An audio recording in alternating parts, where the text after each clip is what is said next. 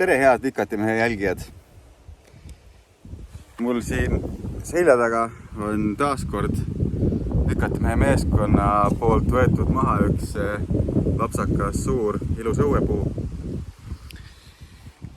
Ja põhjustest ka järgnevalt, et siin mul siin vasakul käel on üks hästi suur mädanikukolle. Ja kuidas oli siis aru saada, et see selline kolle siin ka eksisteerib. Et põhjuseid nüüd leiangi siin. Näitan teile. Et siin on kunagi olnud üks suur ilus oks, mis on siis eemaldatud ja selle eemaldamise käigus on tekitatud sellele puule hästi suur lõikehaav.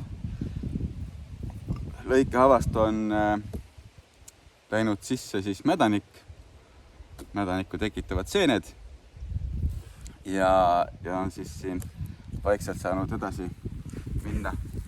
Et ma siin näitan. Kogu sellele pullile on nurgakivi pannud nii-öelda siis see lõikehaav siit ja mädaniku levik on siis näha siin. Nukker, et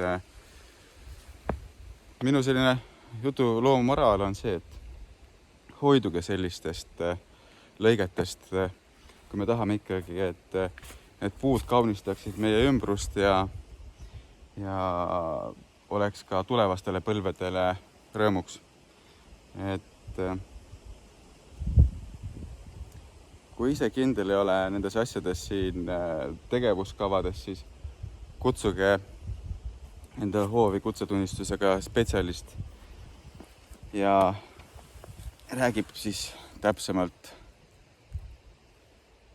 mida võiks teha, mida mitte ja anda see õige suund nagu kätte. Aga tänud taas kord vaatamast ja muret jagamast.